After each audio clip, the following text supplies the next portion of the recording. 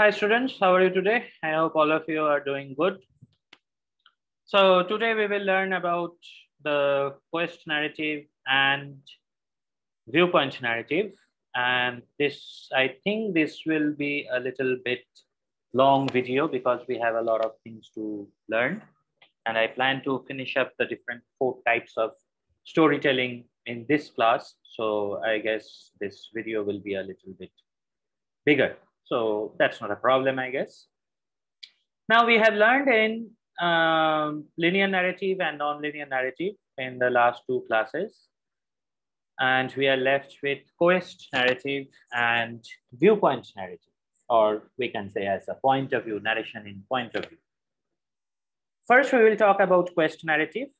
Then we will talk about viewpoint narrative. Now, quest narrative, before explaining quest narrative, I will like to explain what is a quest. The word quest, it means basically a journey towards a specific mission or a goal. Okay, again, I repeat, a quest is a journey towards a specific mission or a goal. Okay, so for example, you want to go and eat an ice cream in a shop, right? So you have left your dorm, you are walking through the campus, you're crossing the street, right? Then you're finding a shop and you're deciding which shop sells the best ice cream, right? You go in the shop, you have a little queue, people are standing at the counter waiting for their ice cream. So you're standing there, you're waiting for your turn, then you pay the money and get your ice cream. So this is a quest. Got it. You want to visit, for example, you guys are in Guangzhou, you want to visit Beijing, or you want to come to India, right? So how will you come to India? What are the places you want to visit in India? Where you exactly want to go to India, right? What are the way you want to visit? You have to book the flights, you have to go, you have to get your visa, you have to book your hotels or places to stay. So all this, how are you doing the, achieving your goal or going towards your goal? This whole journey is called a quest. Got it? So stories or narrations which speaks about this quest, okay, are basically called quest narrative. The main idea or the main subject matter of the story is the quest, the journey of the main character towards achieving something. Okay, that is a quest narrative. So I don't know whether you have heard about the book called Odyssey. Odyssey is one of the oldest book written in English literature, right? So Odyssey is essentially a quest narrative where this character, who is called Odyssey, journey back to his wife and son, okay? And that is the quest, how he journeys, how he goes, what are the problems is facing, how he is achieving his quest, etc., etc., right? So quest narrative is the oldest and surest way of telling a story. It's the most easiest way of telling a story. If you just tell me the story of whatever you have done in your journey, that becomes a quest narrative. Okay, it's one of the oldest way of telling a story because it's very adventurous. It's very interesting. Of course, there are problems you are facing in your journey. There are restrictions you are facing, right? How will you overcome those problems? How will you continue your journey? Someone is stopping you, someone is fighting with you, someone is trying to kill you or trying to take you somewhere else. So everything, all those things comes very interesting in a story. So we have thousands of quest narrative written, like King Arthur and the Knights of Round Table. Detective stories are very good quest narrative where there is a villain and the detective tries to catch the villain. right? So how he catches the villain, what are the things he is doing? All those are, it's basically the journey of the detective in finding the villain and catching him, right?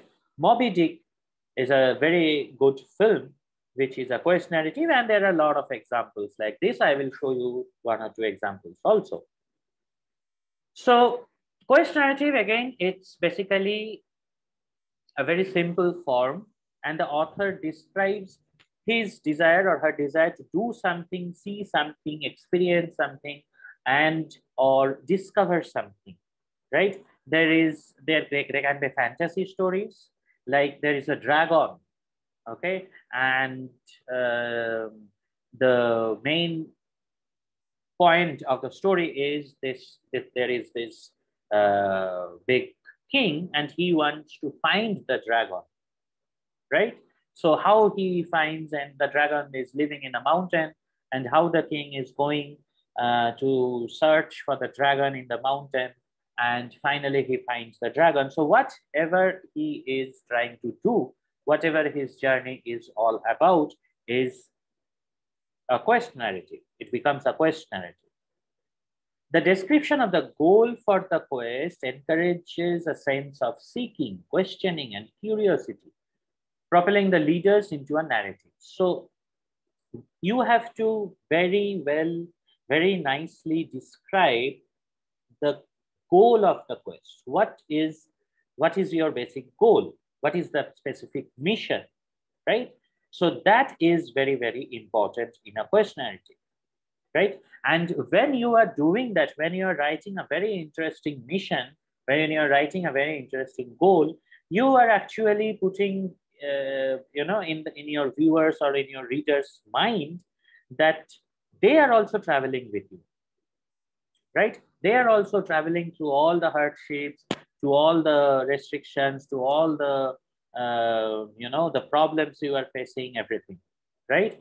So it's very important to describe the goal for the quest in a very, very nice way, and to build up a structure, to build up a nice structure. It should not be very loose.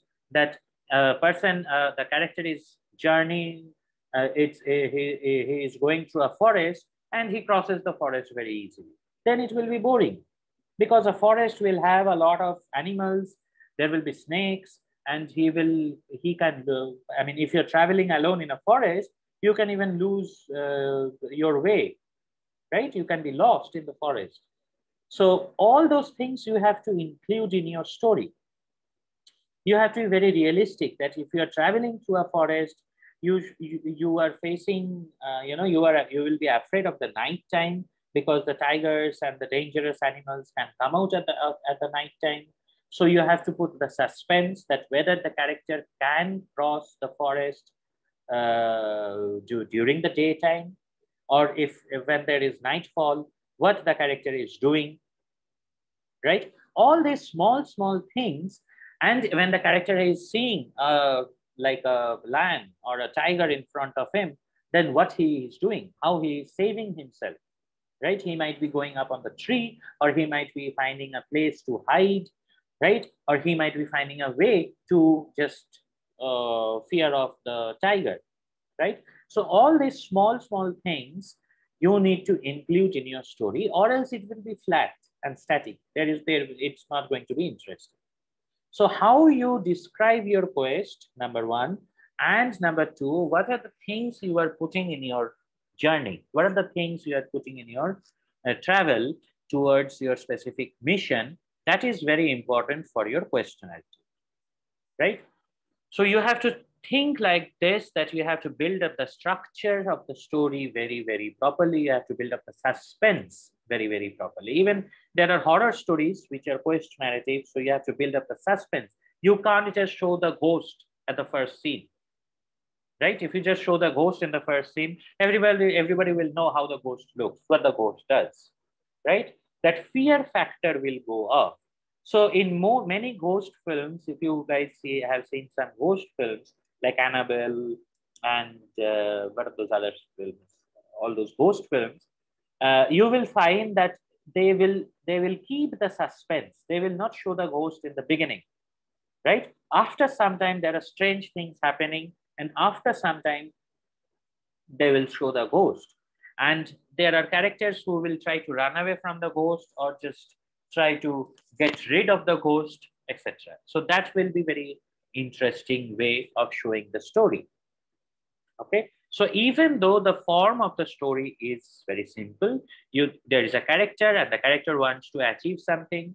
He is going towards a specific goal, and that can be the story. But how he is going, what are the things, how his journey is, what are the things he is facing in his whole journey, what are the things he is coming across, what are the other characters, some characters will try to stop him, some characters will try to help him, right? All those things should be very, very carefully put into to make the quest narrative interesting.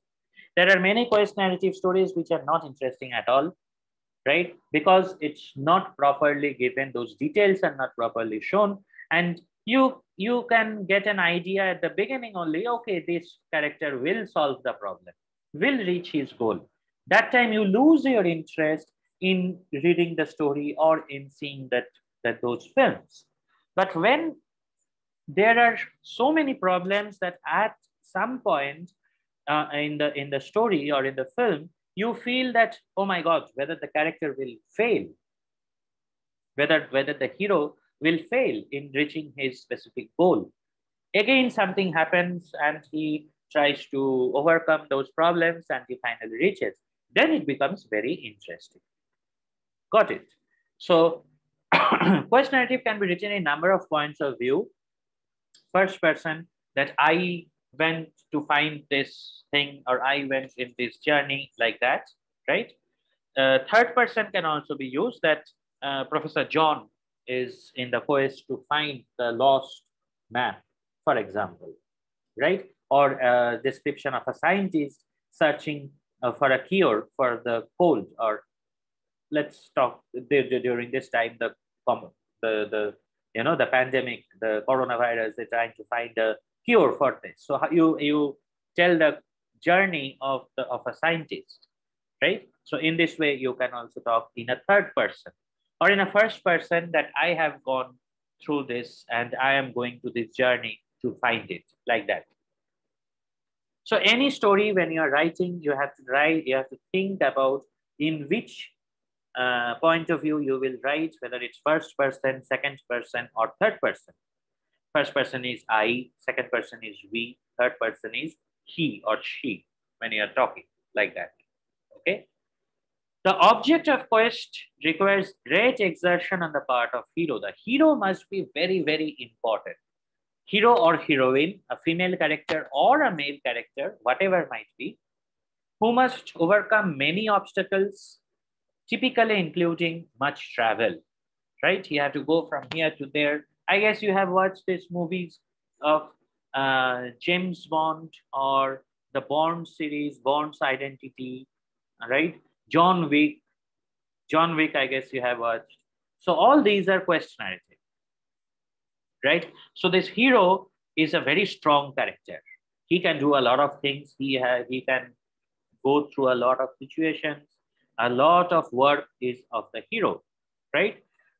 And he has so many obstacles to face, so many problems to face, right?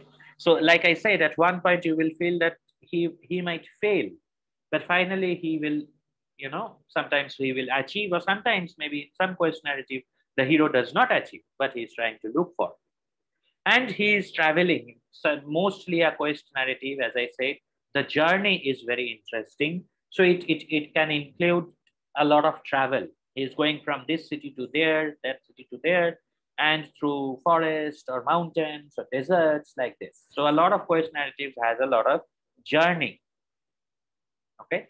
The aspect of travel, why there is so much traveling, allows the storyteller to showcase locations and cultures, right? Which is an objective of the narrative. In the narrative, you can show, you can include a lot of locations, and you can talk about a lot of cultures. So if I just write a quest narrative of a person who is coming from China to India, right? So he on road, maybe he's trying to come through road. So he's going to China through other countries and reaching India through many other cities, etc., etc. So you can talk about so many cultures, so many locations, so many places, and the story becomes interesting automatically, right? So you include a lot of travel. Not all quest narrative includes a lot of travel, but you show a lot of places. You give a good description about the location, because here the character is not sitting at home, or the story is not inside a home, right? Here the characters are going to somewhere to achieve his goal or her goal, right? So here you have to show a lot of locations. You have to talk about, you have to describe the location very, very carefully. Like I said here in the last class, this essential elements of story. See, we are talking about this again, right? The characters, the setting, the location of the action, environment, surroundings. So these things should be very carefully written in a quest narrative to make the quest narrative a very interesting one, or else the story becomes flat. Okay. So there are 5 elements in the quest narrative. There are some elements which we put into quest narrative to make it interesting. First is the quester, the character. Quester means here the character, right? One of the first thing you need to decide is who to feature as a quest of your presentation or of your story, right? Who is the character? How you are building up the character? So if you are writing in the first person, that means if you are the character, you will be telling your story and explaining your relationship to the story, to the presentation. Through whose perspective will you tell the story? That is very important, right? Most of the time, you will want to use the character to whom audience will more strongly relate, right? When you describe the character properly in a film, imagine in a film, when you are showing the character in the film properly, then only the audience can understand the character.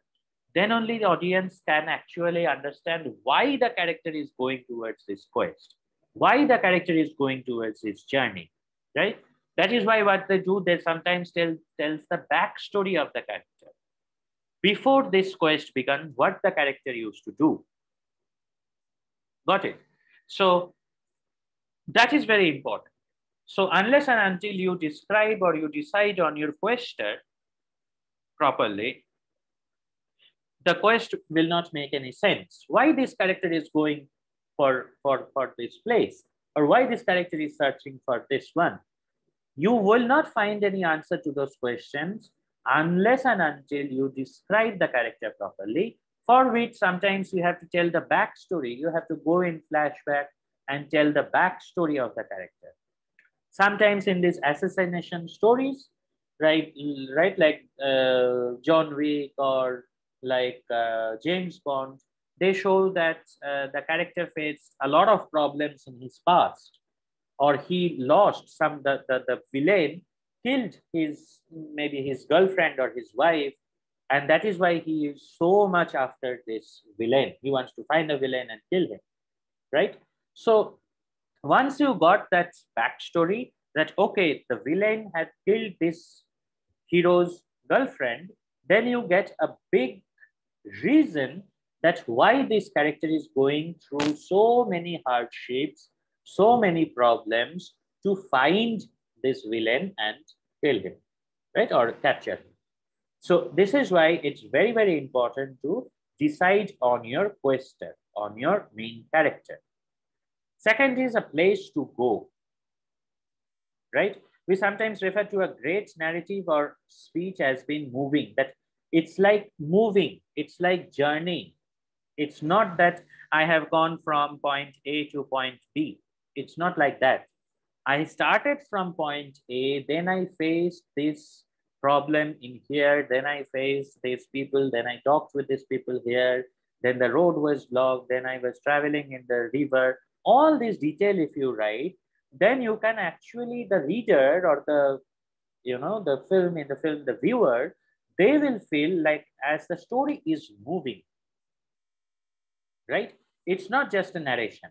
It's just not telling that, okay, that person have gone from point A to point B. That's it, right? You have to tell the story, the journey properly, the places properly. Okay. So it's very important that you know where that place is by giving a clearly defined presentation objective. Wherever the place is, you have to clearly say about the place or write about the place. The stated reason to go, why you are going. Like I said, the element of quest is the most obvious reason you are giving the presentation. It might be the main purpose or goal. It's what you hope to accomplish, what you want to show the viewers that you have accomplished or the character have accomplished, right? So you have to, you can about, you can show the story to inform. Like if I write a story about a character traveling from India, traveling in India, right? From India is a big country, right? So from the North India to the Southern India, right? A character is traveling. Or if I write a story about a character traveling from Beijing to Guangzhou, right? So I have to describe the whole country of China because Beijing is in the north of China and Guangzhou is at the south, right? So when a character is traveling, he is traveling through different cities inside China. He is visiting different cultures. He is visiting different people. He's visiting different places. So I can inform my readers or I can show my viewers the whole culture of China through the film or through the story, right? So I can at the same time entertain them by showing the story and also talk about the Chinese cultures, the Chinese places, what are the specialty of each places, what are the food in each places, how the dresses people wear in each places, all these things, right? So I can inform people, I can let people know about the country, and also I can actually show the journey in detail, right? Challenges and trials along the way. Like I said, in a story, in the quest narrative, there should be very, very interesting challenges. If the challenges are not good, right, the story becomes flat. So if, like I said, an audience member know that if something sounds too good to be true, you have to be upfront about the challenges of the quest in your presentation. So you have to be very clearly talk about the challenges. Like if I say that if I show that there is a vast desert and the character that just crossed the desert like that, the audience will think, oh my God, this is such a silly, stupid story. But if I, because you can't just cross the desert like that, right? You don't have water in desert. It's too hot. At nighttime, it's too cold. So you will face really in your real life, if you just want to cross the desert, you will face a lot of problems. So even if in my story, my character is very nice and he is very powerful and all those things, he can't just cross the desert like that. So I have to show some problems, I have to show some challenges and all those things. If I don't do it, my story will become very flat and very boring. So whenever you are planning for the travel in your quest narrative, you have to also show what are the challenges the character might face, right? So if I show my journey through China, if I'm traveling from Beijing to Guangzhou, and if I show that I am traveling, right, as an Indian, I'm traveling and I'm just traveling without any problem, it won't happen like that.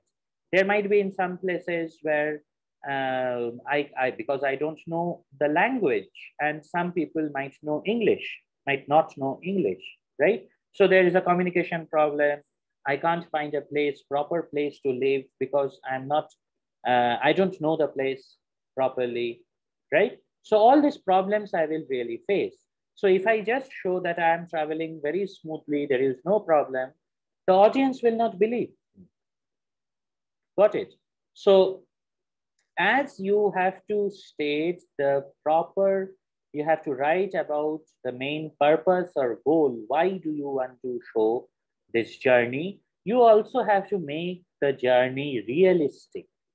believable. You have to believe that your reader of a story or the story, if it's a film, then everyone has to believe in you. Then only it becomes very, then only it becomes a good film or a good story, right? And the last one is accomplishment of the quest. You have to clearly end the journey. Whether you have reached, whether you have failed, or you have achieved. There are stories in where the main character, the hero, cannot get what he wants. Okay, so he have failed in his quest, or they have found something else, or the main character have found something else. Got it? So you have to clearly end the story in an interesting way that either the character, the main hero, have found whatever he was looking for in his journey, or he have found something else and a new story starts. So even if that part, that story, generally stories with different parts, like Harry Potter stories, each story is after one story, right? So the first story ends. There is an ending to that particular story, but there is a new beginning in that story. There is some part in the story that leads to another story. Got it? In the Avengers movies, each part of the Avengers ended, right? Like the first part, they captured Loki and they ended that fight. But there was something which continued in the second part. In the second part, there was something which continued in the third part. In the last two parts in Infinity War, all the characters failed, right? They failed to stop Thanos. But it led to the second part, which is the end game, and there the story continued, right? So like that, whatever your quest narrative is, you should end the story properly. Either the character achieves whatever he wants to achieve in his quest, right? Quest means finding something, okay? And or he fails in achieving, or it opens up into a new part in another story, right? So these are the basic 5 elements that you should put whenever you're writing a quest narrative. The quester, who is the main character, the place where the location is, the reason why you are going to this quest, why you are writing this journey, why you are writing about this journey, what are the challenges and trials the character face along the way. Okay, they should be very interesting and should make the journey more interesting. And the last or accomplishment of the quest, whether you have to end the journey in the either in the accomplishment or failure, okay, or you can open it up to a new domain where another story starts. Okay, so whenever you are thinking of writing a quest narrative, you have to keep these 5 things properly in your mind. If you miss one thing among there, the story becomes very flat and boring. So how to write a quest narrative? How do you write a quest narrative? First is describe the object of the quest and why it's important. Okay, why you are going for that particular quest. Like I said, a king is looking for a dragon. So you have to describe the dragon first. Then only the audience will or the readers will understand that, okay, this is why it is very much important, right? Maybe the dragon is destroying everything, right? So the king have to find the dragon, and only with the king, the dragon will be good. So when you actually tells in the beginning of the story of the dragon, and why he is destroying everything and why he is waiting for the king, then the quest becomes important. If you don't do that, then you will have the question, why the king is going for the dragon, right? So you have to tell the objective of the quest first, right? So you don't have to start always the story with this statement, but it should come near the beginning. It should be near the beginning of the story, explaining why you have arrived in New Guinea, for example, and what you are looking. So in a story, if you're going to New Guinea, for example, you have to talk why you have arrived there, what are you searching there, what are you looking for there, or else readers or audience will be confused that why you have suddenly gone to New Guinea. Like I was telling that if I write a story about me traveling from Beijing to Guangzhou and about all the travel that I have done through China, I have to explain why I am going to Guangzhou, right?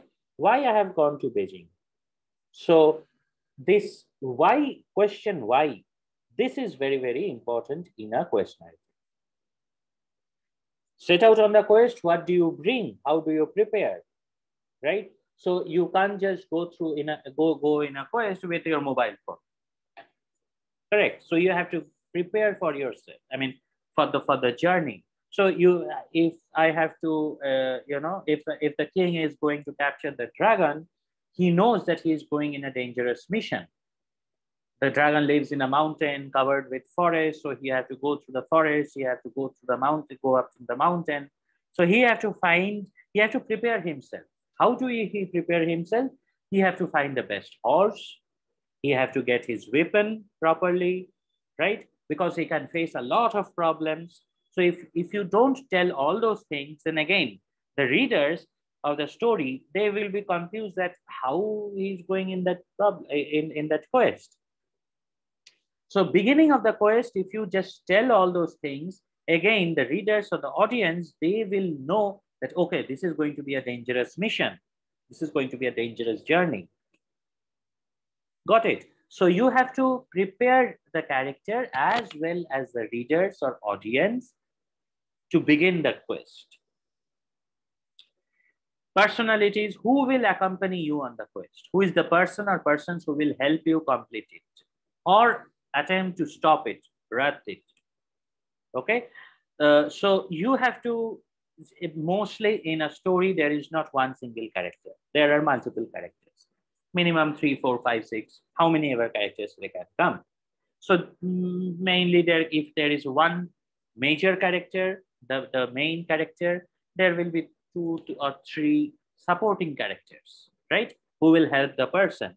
Or some characters will be there who will not, who will want to stop that character, who will want to stop the main character in his journey, right? So all these things you have to prepare. Describe the journey and the difficulties of achieving it. As I said, this is the most important thing because this is what the story is about. Okay, the first 3 points, this is in the beginning. The main story is about this 4th point.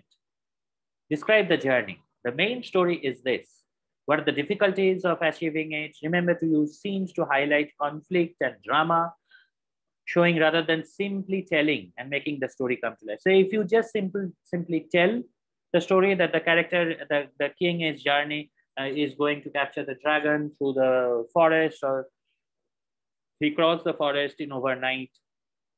It was a one-day journey through the forest, and then he got the mountains. Then in 2 days, he reached the top of the mountain, and then he finally met the dragon. He fought with the dragon, but he finally captured the dragon, and the dragon became a good dragon. Like that, if you just tell, it's not interesting. You have to tell the king entered the forest, and what are the things he faced during his travel through the forest. You have to describe that one-day journey properly. Or if the king is taking 2 days to reach the mountain top, you have to describe those 2 days journey properly. Got it? So then only if the description is proper, if the description is realistic, then only your story will come to life. So there can be a lot of problems, lot of drama, lot of things happening, right? So, and at the last, describe whether you complete the quest or not. So in these 5 ways, you have to write, I mean, these 5 things you have to keep in your mind whenever you're writing a quest narrative. The character, the objective of the quest, why you are going for this quest. Secondly, how are you preparing yourself for the quest? How do you prepare yourself for the quest? What are the things you are bringing? All those things. Thirdly, who are the characters except of you, except of the main character? Who are the other characters who are going with you, or who are the other characters in the story?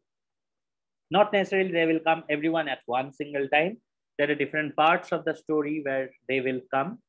Okay, and you should think about that in an interesting way, that there is a problem, the main character faced some problem, then one character suddenly came, you introduce one character and that character came and take the main character out of the problem.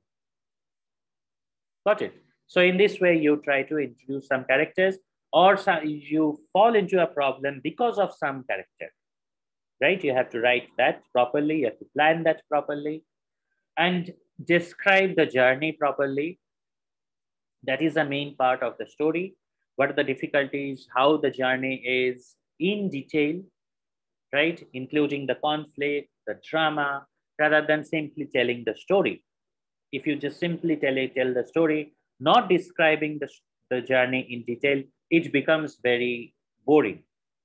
And the end, the resolution or the ending of the story, whether you can complete your quest or not, like I said, right? You can either fail in your quest, or you can either, achieve your quest, or you can do something, you can find something completely different that the whole quest is for, and it opens a possibility for another new story, right?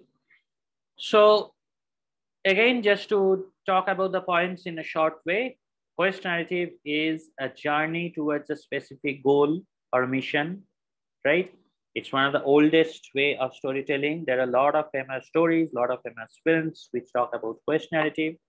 It's a simple form of narrative, but there are ways to write it in an interesting way. The description of the goal of the quest has to be clear. You have to build up the structure properly. You have to build up the suspense properly, right? Quest narrative can be written in number of viewpoints: first person viewpoint, or second person viewpoint, or third person viewpoint.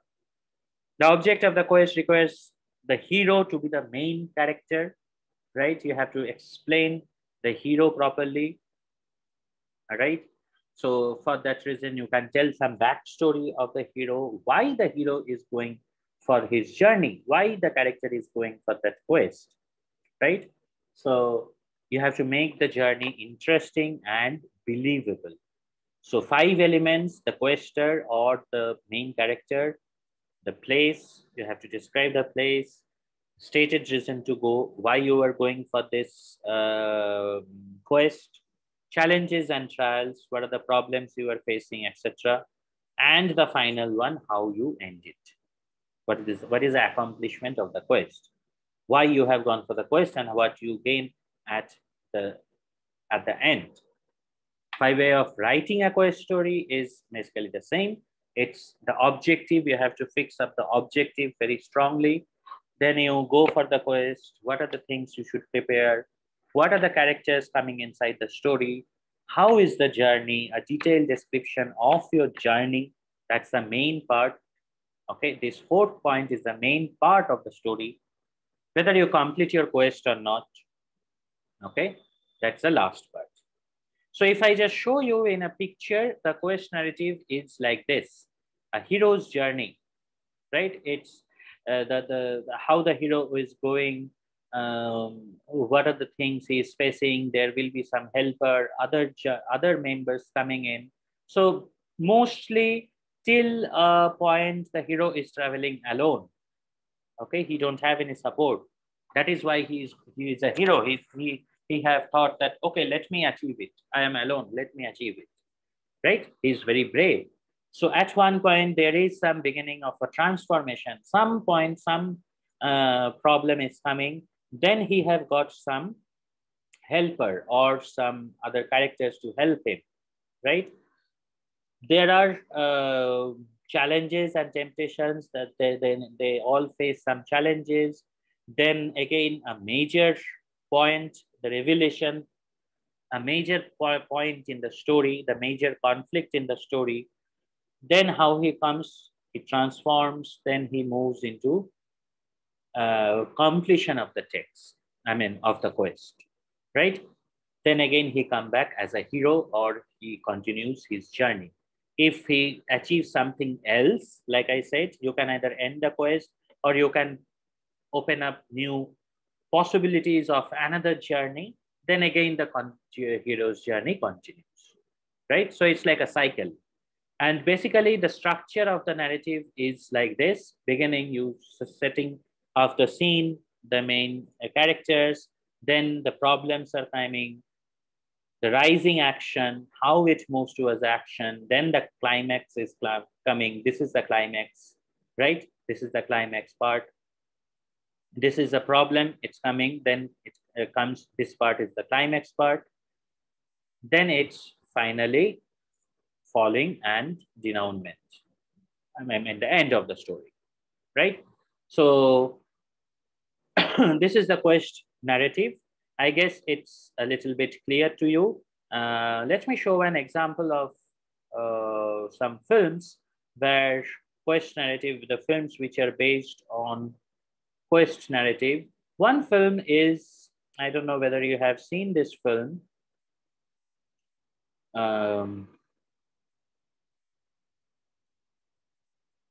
One film is this Puss in Boots. It's an animation film, right? This is animation film, Puss in Boots. Whether you have seen the film, I don't know. It's a story about a cat who is called Puss. He is a very brave cat, and his journey towards finding the, what you call it, those magic beans. Okay, so at the beginning, what they have shown, this character, what the character does, how is the attitude of the character, etc. Okay, then he have then the major story, introduction of the story, that this character is talking about the magic beans, right? These two are the villain character. Okay, these two characters are the villain character. So they have these magic beans with them, all right? And so you get to know about the main problem first. You have seen the main character, right? The hero, and you have seen the villain, and you have got to know about the major problem first, right? Then some other characters come in. This is the female character, main female character of the story. It's a very interesting film. You can watch it. Watch it. Okay. Then another plot comes in, the major, before starting of the major quest. So you can see all this is in the first 20 minutes of the film, right? So these three are the main characters of the film, except of the villain, right? So this is the quest. They have all, they are showing the map literally, so you know how the journey is.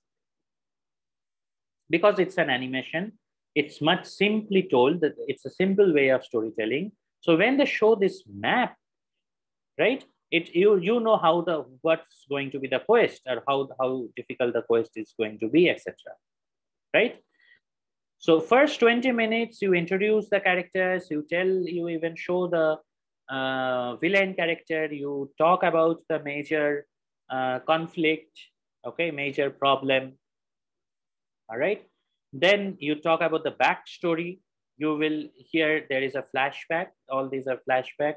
When this main character was a child, what happened? All these are flashback, right? So you can know the character very well. You have got to know the character very well. Why he has become a Puss in Boots, why a cat is becoming this major character, who is this character, all these things becomes clear to you. And the main story of the characters becomes very, very clear to you, right? So after this whole thing of flashback, the main quest starts, the main journey starts, that this Puss in, that this Puss have to get this magic beans, and what are the problems he is facing, what are the challenges he is facing, everything has been told in detail. Okay, so all the conflict or the problem, so the whole middle part So it's a film of around 2 hours. So in the first 20 minutes, the introduction to the characters. Next, the middle part, almost 40, 45 minutes or more than that, is the journey.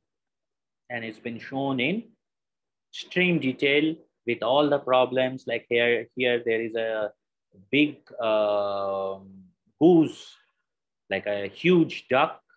It's like a monster, right? And it tried to catch them or it tried to kill them.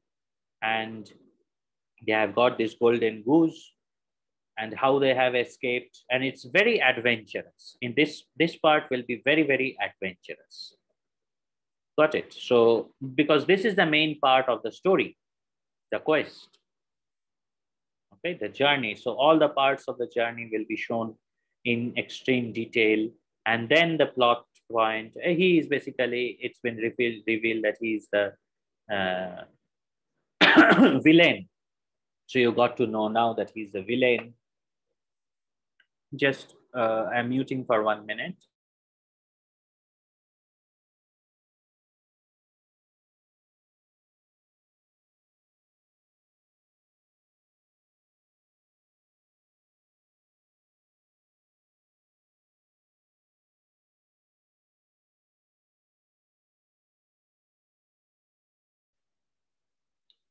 So then again, I mean, the quest continues in a different way. And then finally, it comes to an end. Okay, so the character, finally, it comes to an end.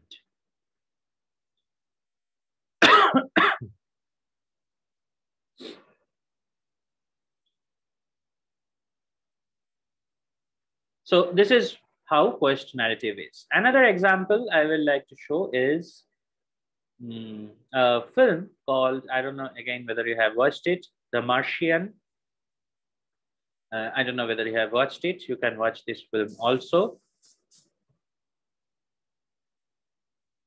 So this film is about a group of astronauts who visited Mars. Okay. This group of astronauts visited Mars. I think you can see the film clearly, the video clearly. And at one point in the beginning only, they have shown that there is a huge storm and they have to leave Mars. Okay, this everyone have to leave Mars, but this one astronaut is left behind. So imagine one group of astronauts have gone to Mars and everyone has to leave Mars and one astronaut has been left behind. They all thought he was killed, but he eventually survived and he is alone in Mars. Okay, so if you have seen the film, you will know it's a very interesting film. If you have not, you can watch this film. It's a very, very good film. So he's all alone in Mars, and how do he survive? He have to come back to Earth. So see, he wants to come back to Earth, right? So how do he survive? How do he survive without food and water and anything else?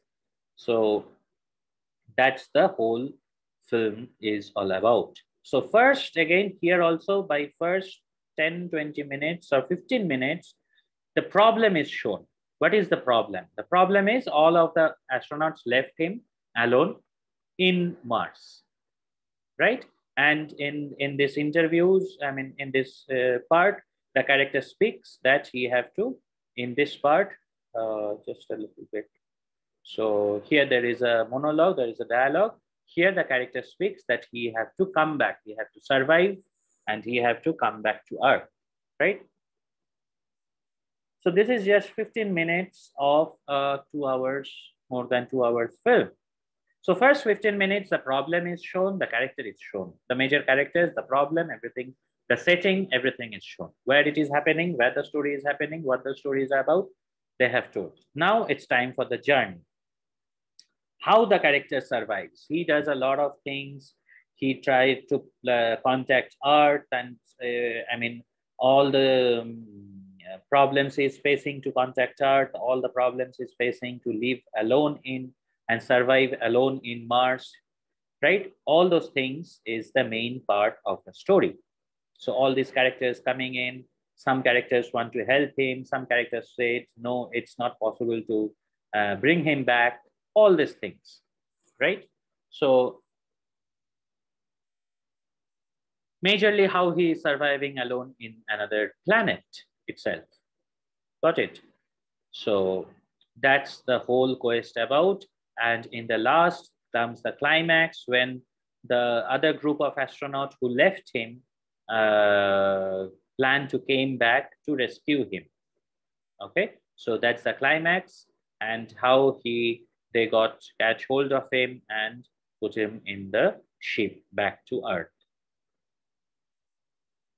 Okay, so that is in the last part of the story where the climax is.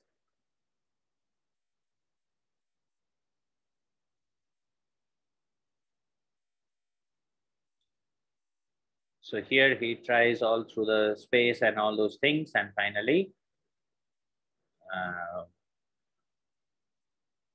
have come back to Earth, right? And this is the resolution of the story. After he came back to Earth, what is he doing? He became a professor and he teaches, you know, the students and talks about his experience. And he trains other astronauts. So that's the resolution. This is the ending.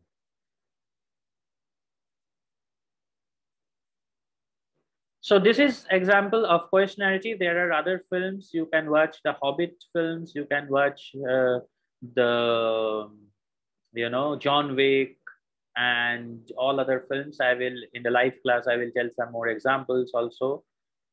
So this is about quest narrative. I guess it's clear.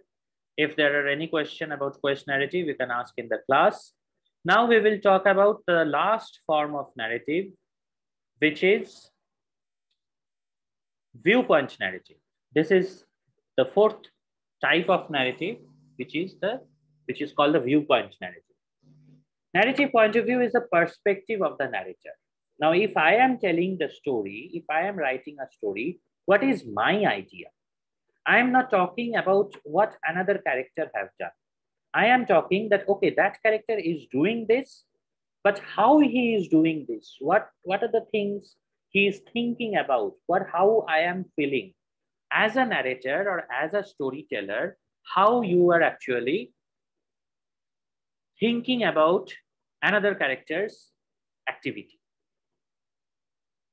Okay, so you can actually introduce yourself. Mostly it is written in first person, but you can introduce yourself that I went to work and I there saw another, my friend, John, he is doing this. He's not working properly. I asked him, why are you not working properly? Then he said his life story.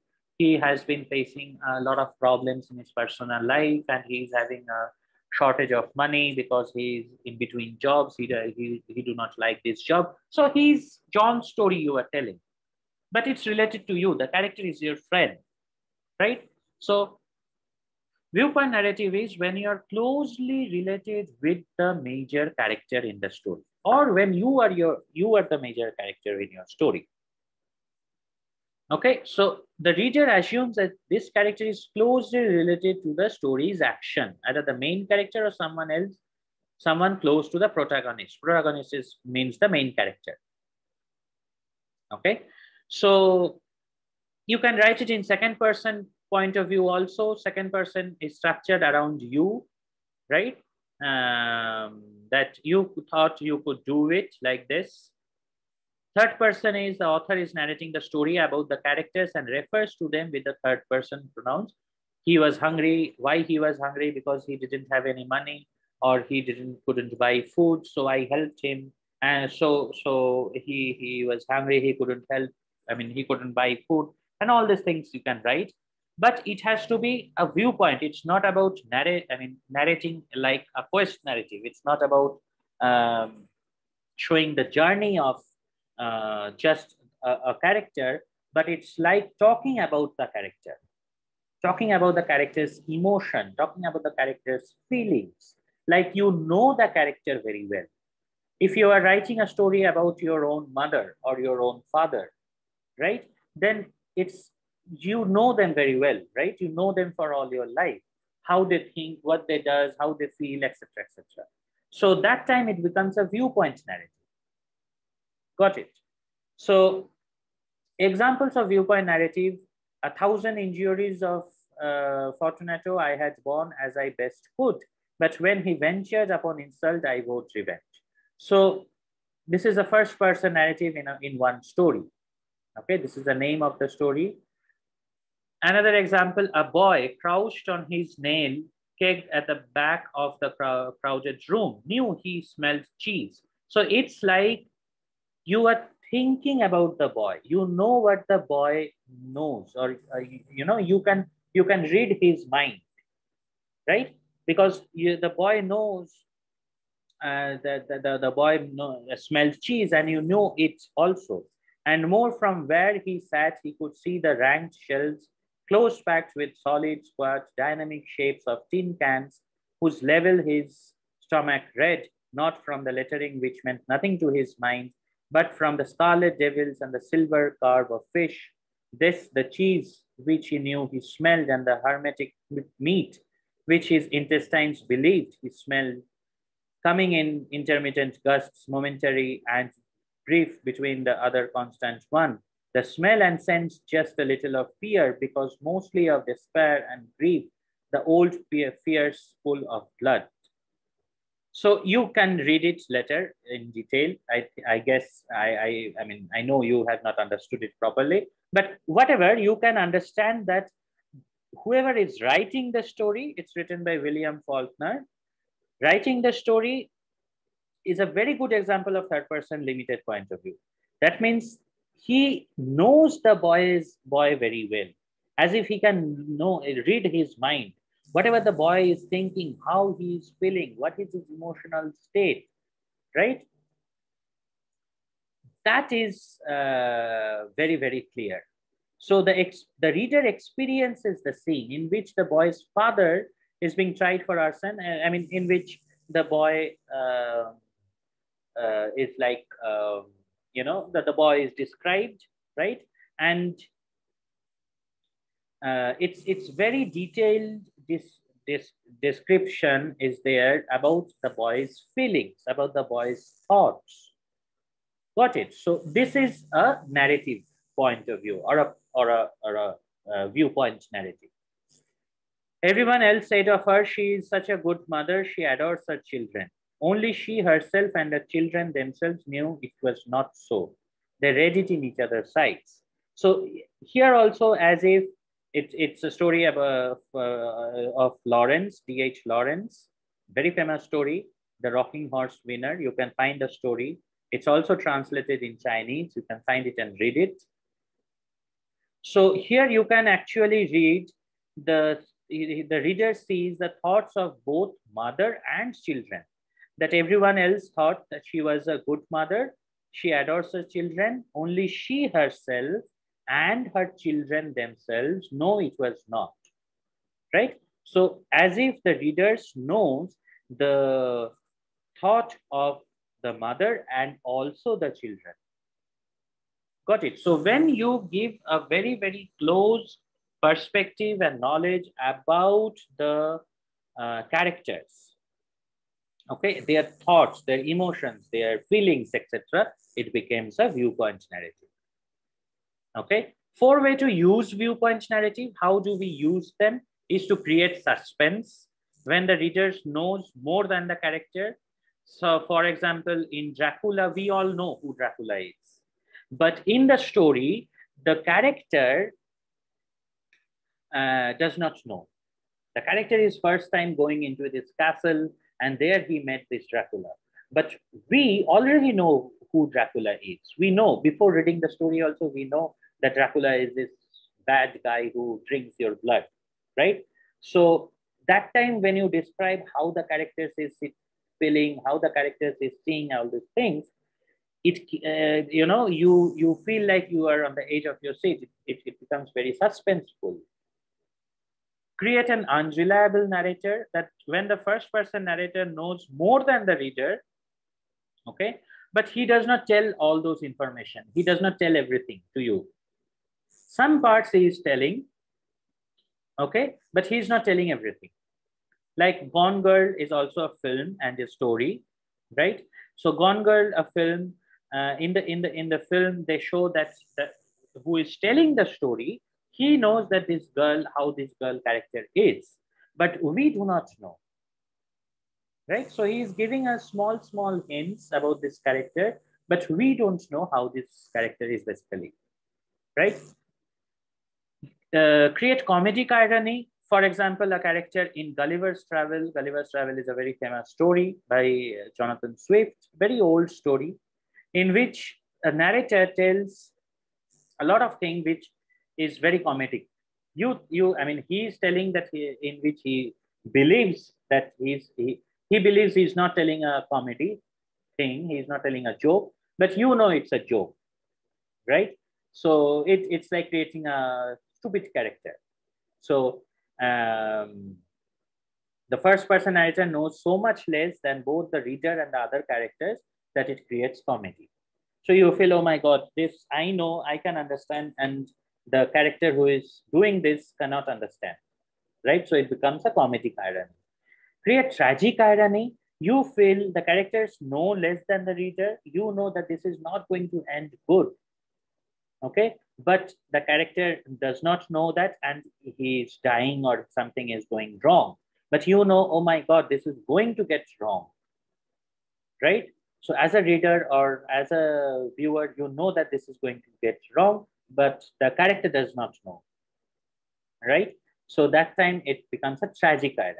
So whether it's a comedy or a tragedy, or whether the character, the storyteller is not telling you everything, but the storyteller knows what is going to happen, and whether, and in some areas, the reader knows, but the main character does not know, right?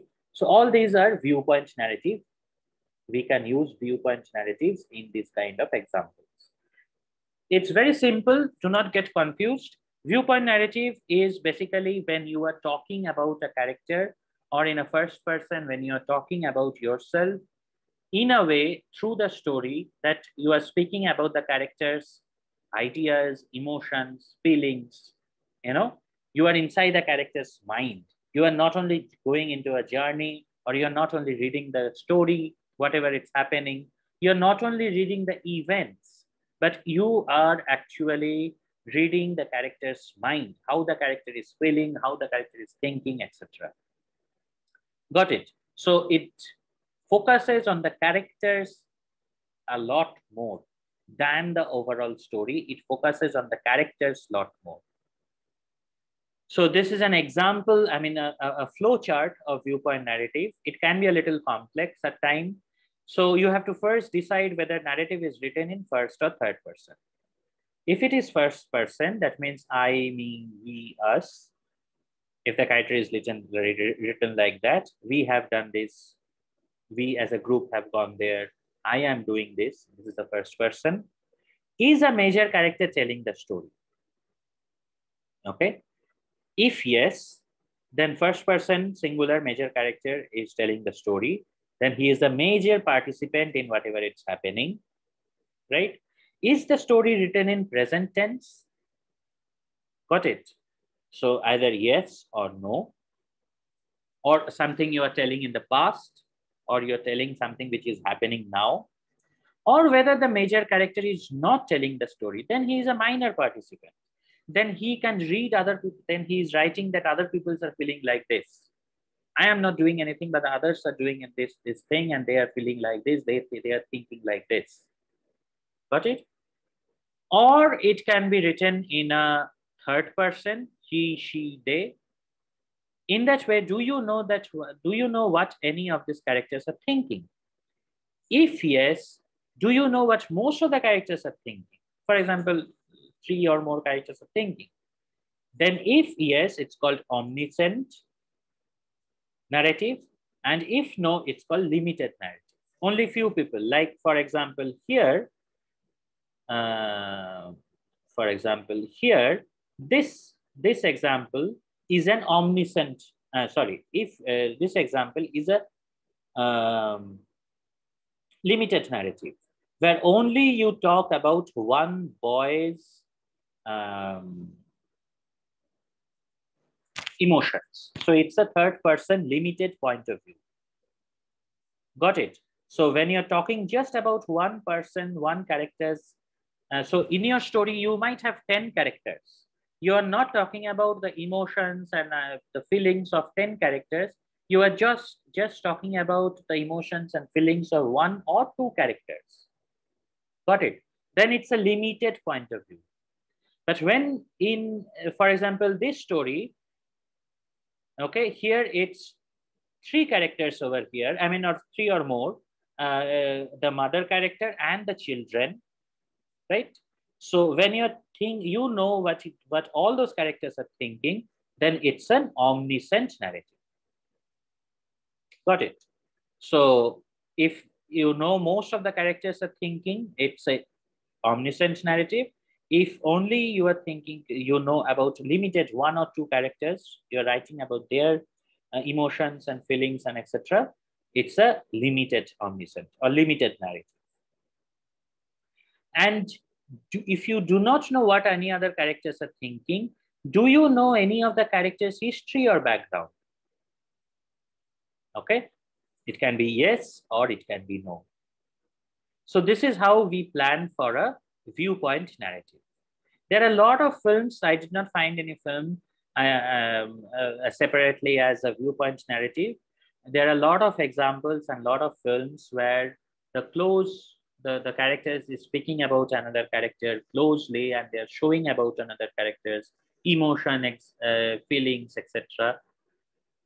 All those things. So it's not a very much common narrative as for example, quest narrative or linear narrative or non-linear narrative. And also another thing is a quest narrative can be a non-linear narrative. Like I have shown in that example, Puss in Boots, they have shown the backstory at one point, so it becomes a non-linear narrative, right? So a quest narrative can be a non-linear narrative or a linear narrative, right? So these are the basic four types of storytelling that we have learned. Um,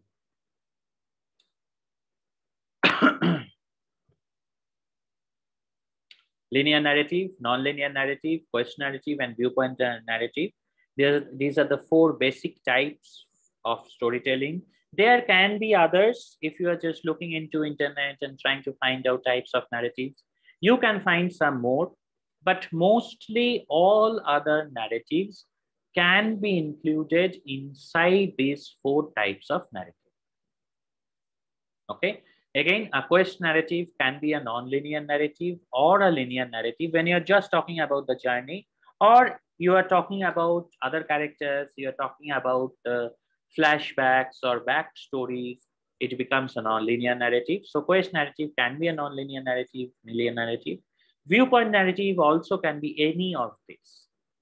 But mainly you are not focusing on the journey or the story detail, rather you are focusing on characters.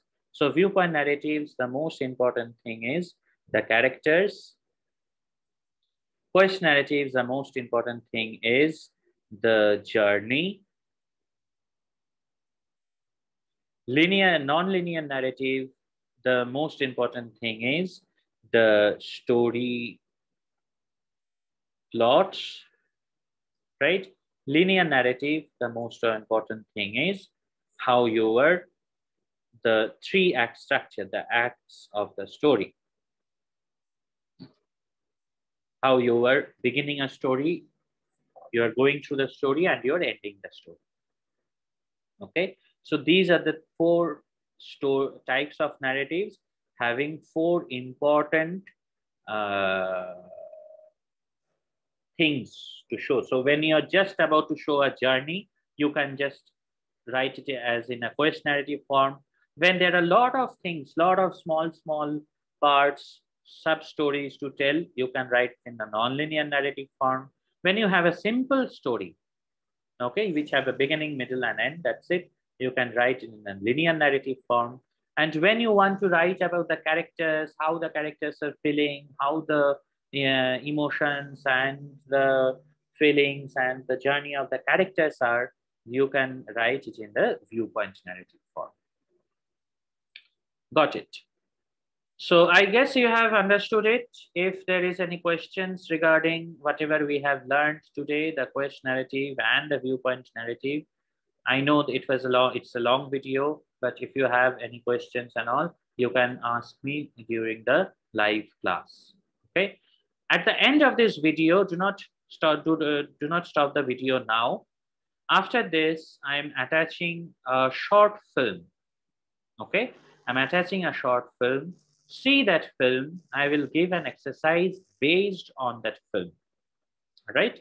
So after this video, after I'm stopped my part, there is a short film. It's a 10 minutes film. See that film. Then in the live class, I will be giving an exercise based on that film. Got it? So do not end the video now. Just finish, just look into the video, see the short film, then we will join in the live class. Okay. So I'm stopping the recording now. Watch the short film, then we will join in the live class.